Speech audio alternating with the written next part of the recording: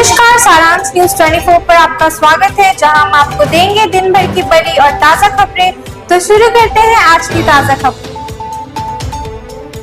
आतंकियों को घर में घुसकर मारेंगे, बचने का मौका नहीं देंगे, प्रधानमंत्री।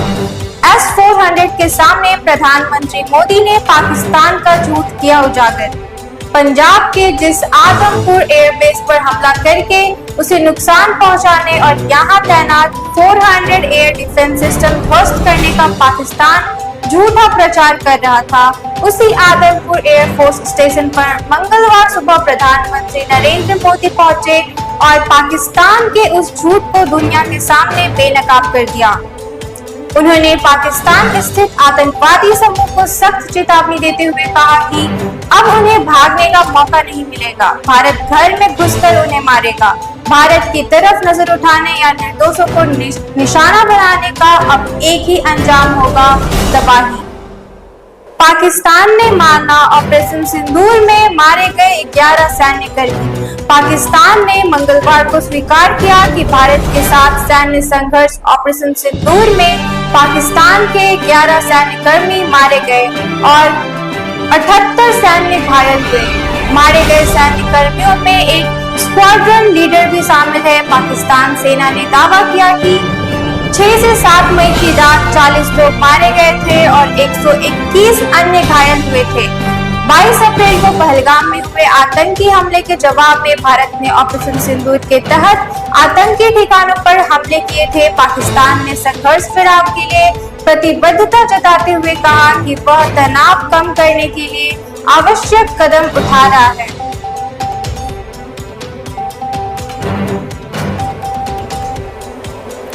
शोपियां मुठभेड़ में TRF के कमांडर सहित 3 आतंकी ढेर। सुरक्षा बल ने मंगलवार को जम्मू कश्मीर के शोपियां में लश्कर-ए-तैयबा के मुखौटे संगठन द रेजिस्टेंस फ्रंट के कमांडर शाहिद कुटे को उसके 2 साथी आतंकियों अदनान सफीडार और एहसान उल शेख के साथ मार गिराया। ए श्रेणी के आतंकियों में सूचीबद्ध 10 लाख के नामी कुटे की मौत को कश्मीर में TRF के लिए एक बड़ा झटका माना जा रहा है। शहीद कुटे और अदनान कई आतंकी वारदातों में लिप्त रहे हैं। शोपियां में भाजपा से संबंधित सरपंच की हत्या करने के अलावा कुलगाम में एक सैन्यकर्मी की हत्या की थी।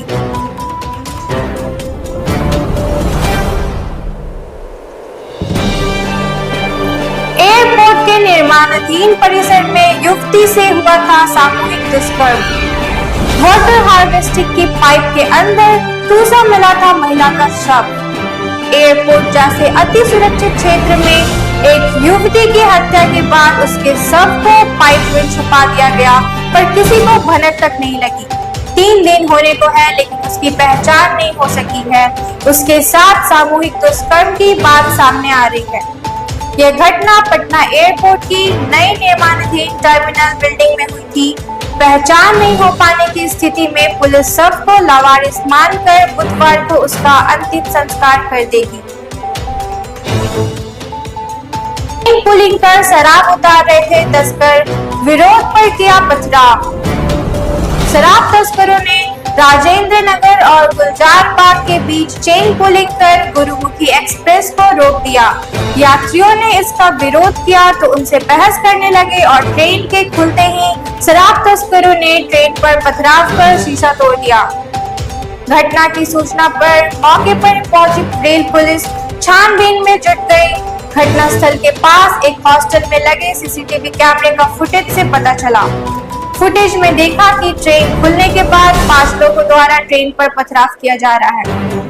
तेज गेंदबाजी के स्वर्ण युग के सूत्रधार रहे विराट कोहली की कप्तानी में खेले गए 51 टेस्ट मैचों में तेज गेंदबाजों ने 420 विकेट लिए।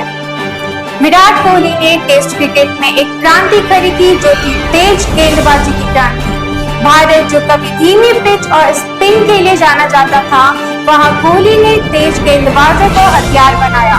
विराट कोहली ने आधिकारिक तौर पर टेस्ट क्रिकेट को अलविदा कह दिया है।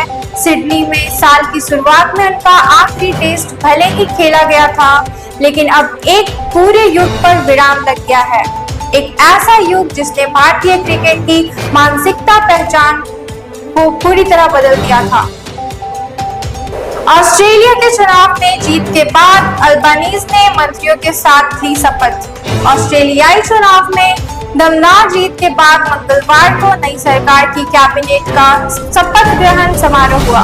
फर्श हो जाओ लेकिन ढोल बजाओ।